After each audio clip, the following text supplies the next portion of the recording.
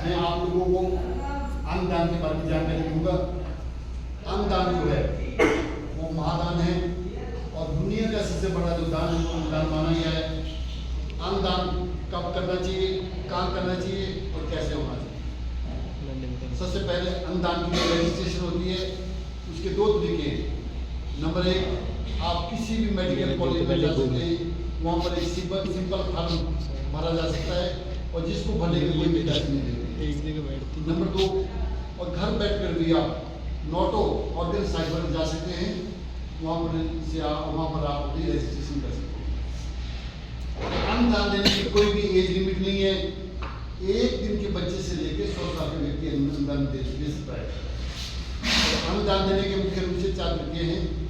जब आपकी brain death होती है उस केस पर हम किडनी, लीवर, हार्ट, लंग्स को डोनेट कर सकते हैं और एक व्यक्ति 9 आदमी को का जीवन को बचा सकता है। इतना बड़ा दान, इससे बड़ा दान कुछ भी नहीं है।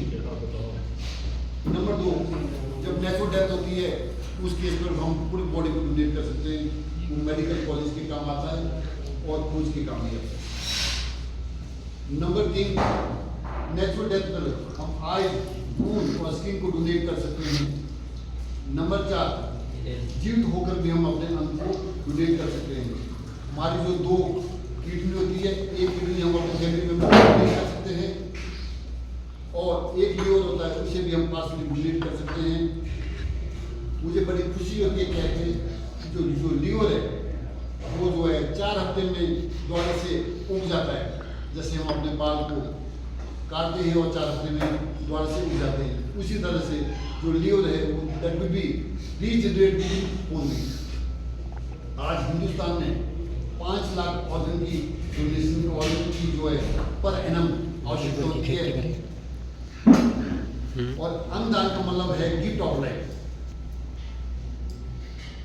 अंगदान में जब ब्रेन डेथ होती है डॉक्टर सबसे पहले डिक्लेयर करते हैं ब्रेन डेथ और उसके बाद ही ऑर्गन का जो ट्रांसप्लांट होता है। इस बात को कोई भी लोग नहीं जानते, केवल जो प्रोफेशनल लोग होते हैं वही जानते हैं। वहाँ पर 2 टीमें होती है, एक टीम का काम ट्रांसप्लांट करना होता है, दूसरी टीम का काम जो है डिक्लेयर करना होता है।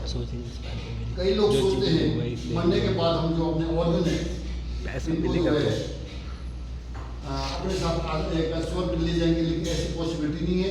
ऑर्गन बड़े प्रीशियस है, इसको केवल हम हार्वेस्ट ही कर सकते हैं और ये रूढ़िवादी को हमें छोड़ना चाहिए।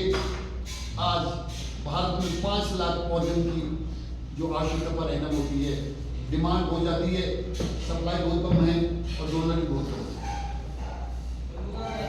जब ब्रेन डेथ होते हैं, जब एक्सीडेंट होते हैं, तब हमारी टीम हॉस्पिटल में जाते हैं और वहाँ पर अनजान लोगों से मिलते हैं और सबसे पहले उनको सांत्वना देते हैं और उसके बाद उनको जो है ऑर्गन डोनेशन के बारे में एजुकेट करते हैं, भाई ऑर्गन डोनेशन की इम्पोर्टेंट क्या है और सीधा विदाउट फियर उनको बोलते हैं कि हम ऑर्गन मांगने आए हैं, अपने लिए नहीं समाज के लिए आए हैं।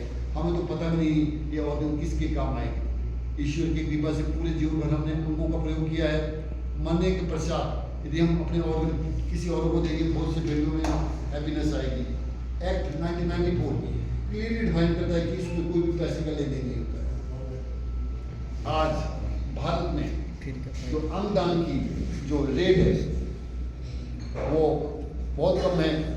ट्रेन में 45% है, वेल्जी में 95% है और मुझे बड़े दुख से कहना पड़ता है हिंदुस्तान में जो ऑर्गन डोनेशन की रेट है 0.06 और ऑर्गन सबको चाहिए, हमें कैसे मिलेगा? ऑर्गन हमें केवल डोनेशन से मिलेगा, ये हमें केवल फैक्ट्री में तो कोई मिलेगा नहीं है। इसका काम इसको जो लेने का एक ही तरीका है डोनेशन। आज हिंदुस्तान में 2.5 लाख किडनी की आवश्यकता पर एनम होती है, लेकिन जो अवेलेबल होती है वो 8,000 होती है और आज 50,000 लीवर की आवश्यकता होती है, लेकिन अवेलेबल जो है 1,000 नहीं होता है और 50,000 हार्ट की आवश्यकता होती है पर एनम, लेकिन आवश्यक 80 होता है। इतना बड़ा गैप कैसे फील होगा? ये तभी फील होगा जब हम सब लोग आगे आएंगे और ये कई हम सभी धर्मों से मिलते हैं, कई लोग धर्मों से जोड़ते हैं, लेकिन सभी धर्मों के जो गुरु है वो हमें सहयोग देते हैं और आज अंगदान की जो इतनी आवश्यकता है, बहुत ज़्यादा आवश्यकता है। इस अभियान को सफल बनाने के लिए ये अभियान तब सफल होगा जब आज हम लोग एक दृढ़ निश्चय करें कि हम अपने मरने के पश्चात हम अपने ऑर्गन को डोनेशन करेंगे। आओ मिलकर हम सब इस अभियान को सफल करें। जय हिंद, जय भारत।